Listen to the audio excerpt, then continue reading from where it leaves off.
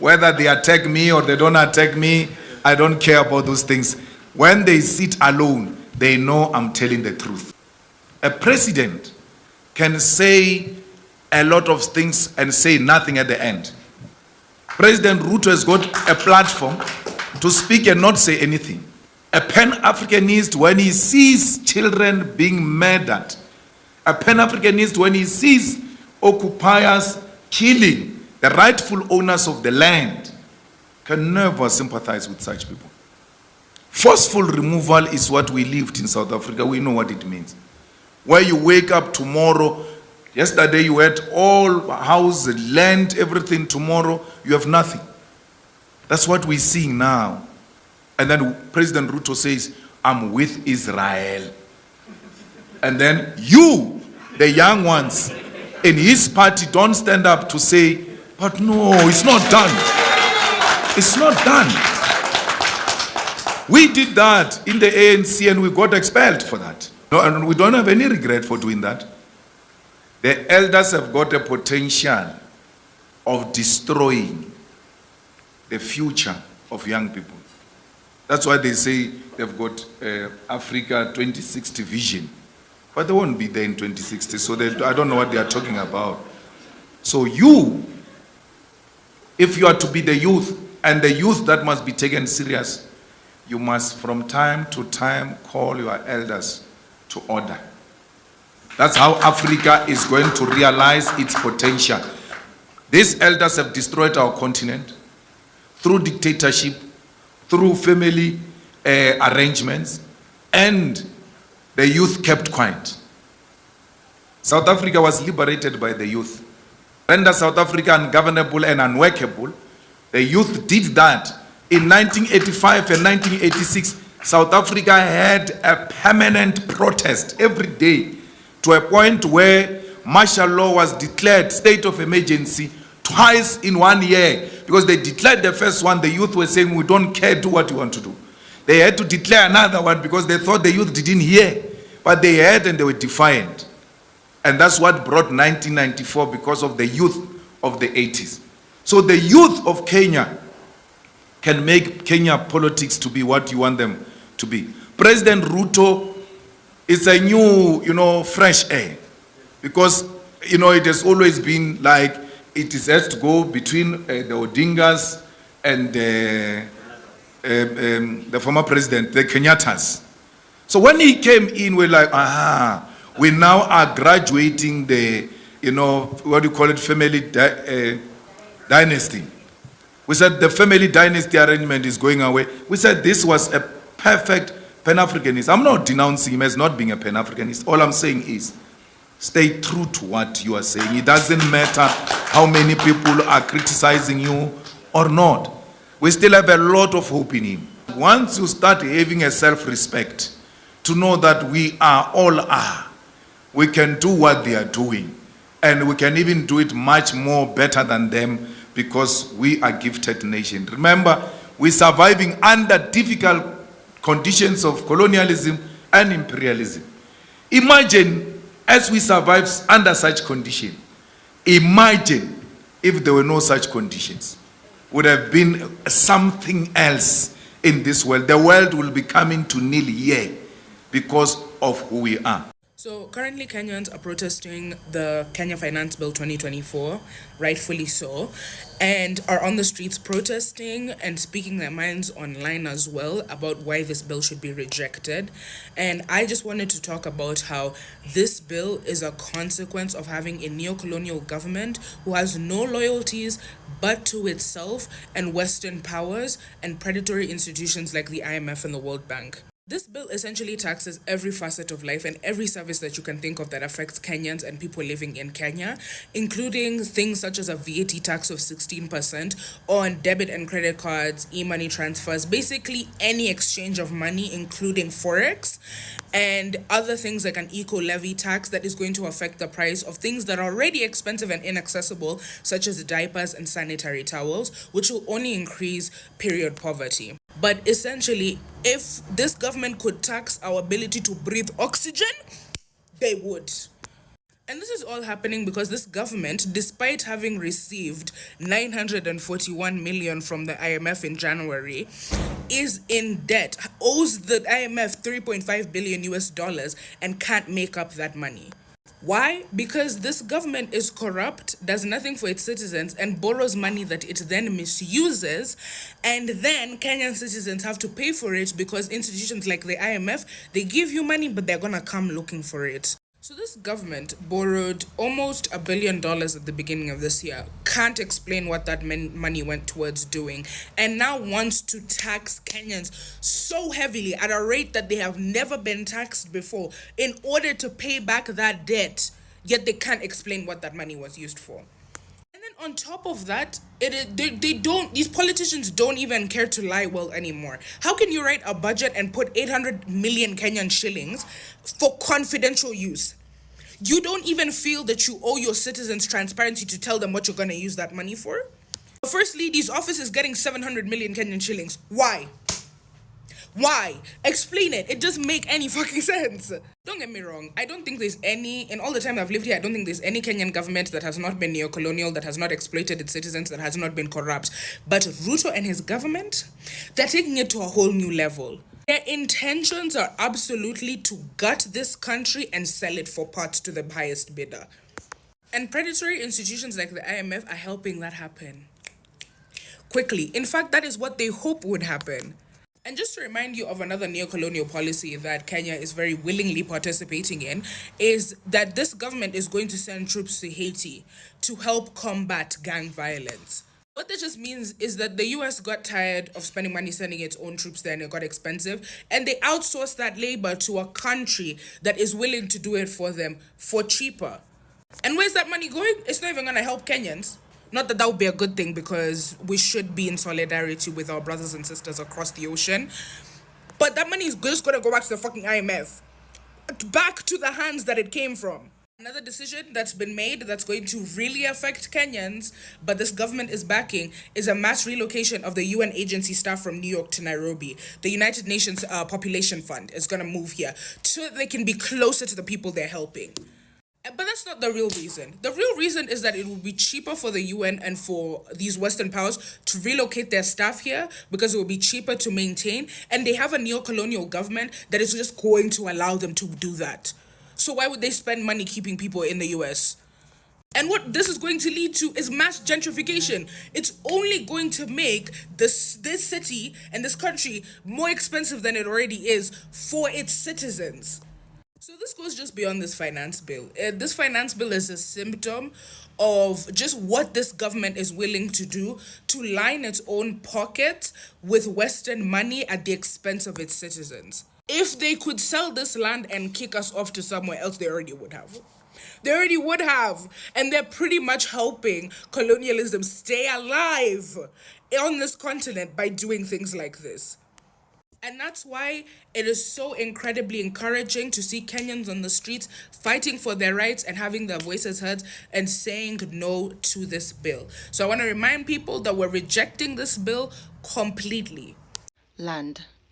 Something that we're not talking about as much as we should, that is in the proposed bill.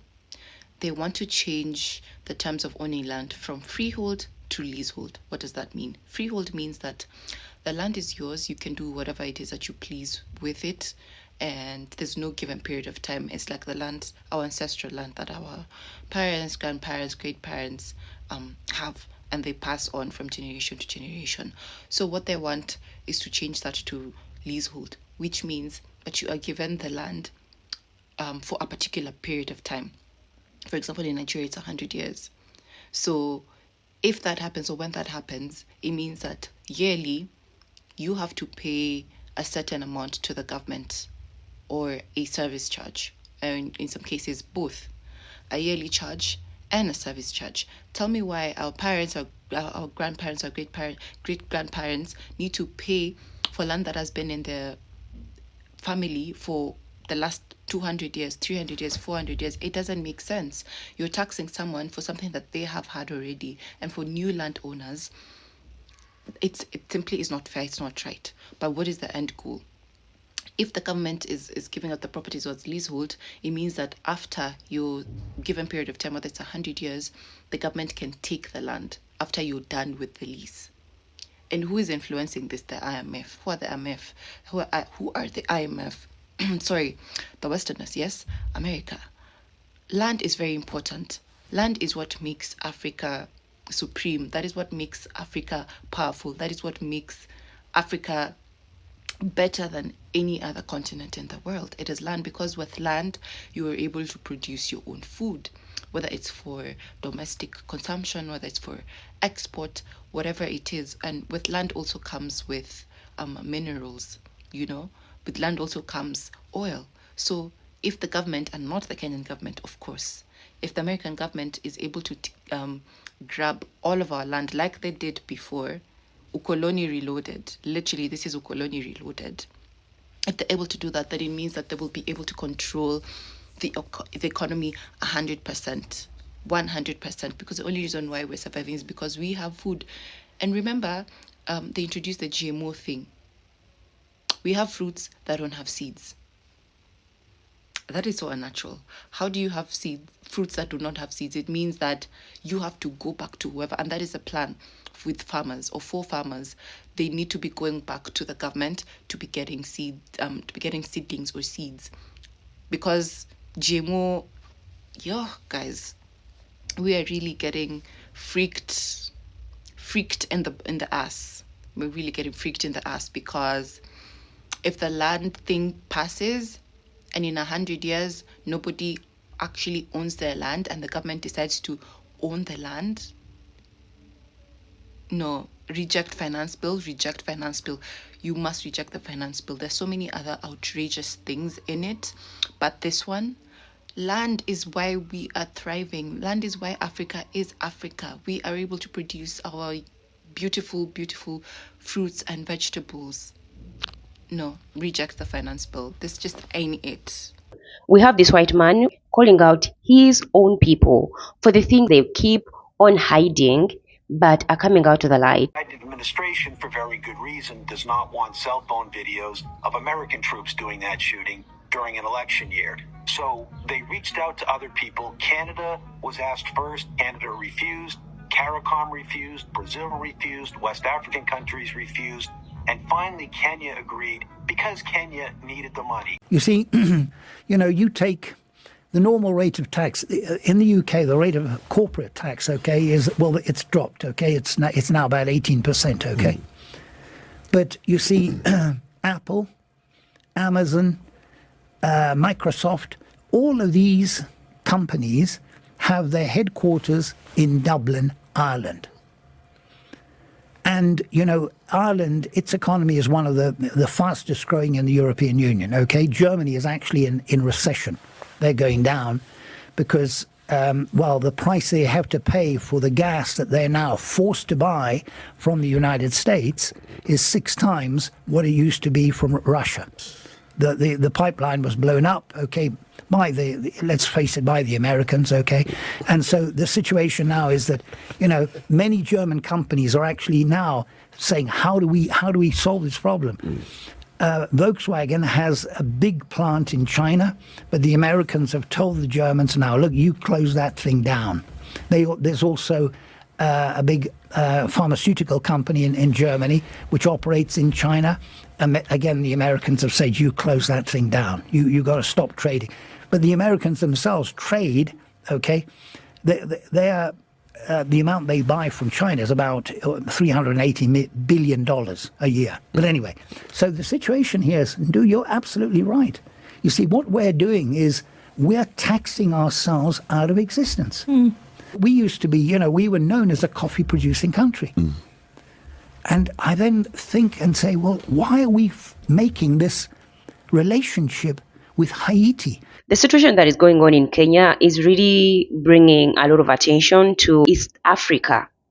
as a whole, especially because we are connected, right? What happens in Kenya also affects what happens in Uganda and other East African countries because we work together, we trade together. I'm seeing a lot of influencers, a lot of people with big numbers, a lot of people with popularity coming out to speak about this issue because it's really not okay. It's not okay for a person of a low class, as they call us, us as a people, as citizens who can't afford the luxury private jets that these people in government can afford off of our sweat, and reach a point where you have to increase tax on something like a pad.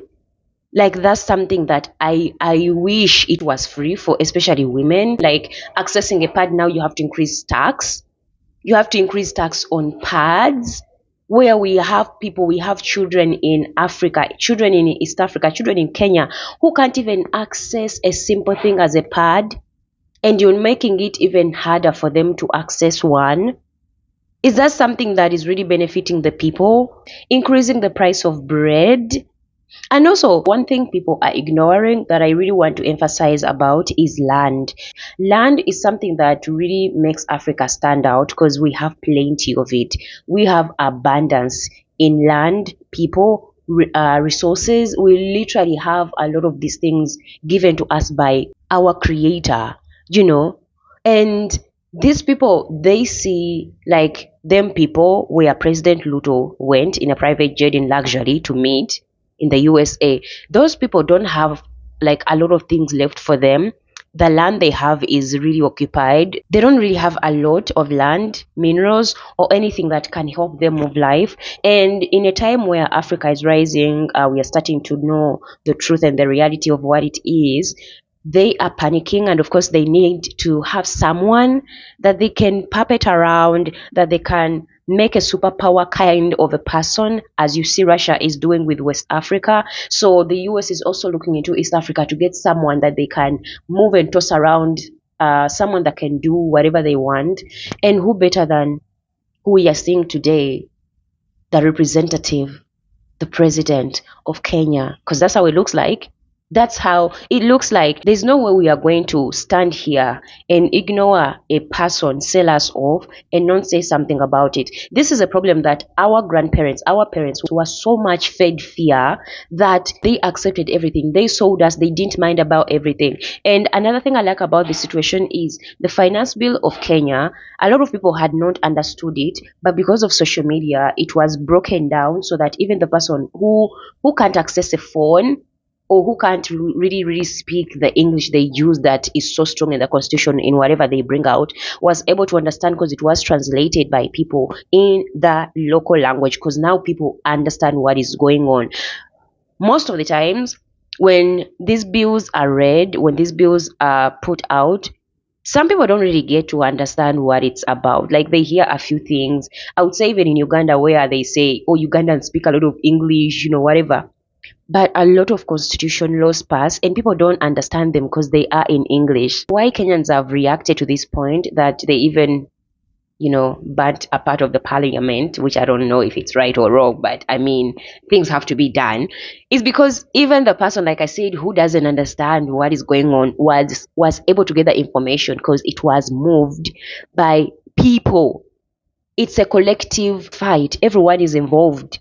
And that's the power that we hold, especially as Africans, Black people, that we need to step and tap into.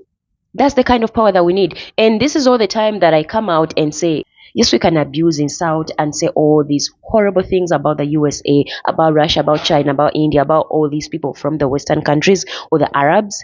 But the moment you start calling out your own people, your own leaders in your own country, and really show them that you are the ones that is representing us and you need to do better for us, they will start to have sense. African leaders will start having sense. We need to stand up and really call out our leaders because they are the ones that are selling us off every single day. You did not see Biden come to Kenya.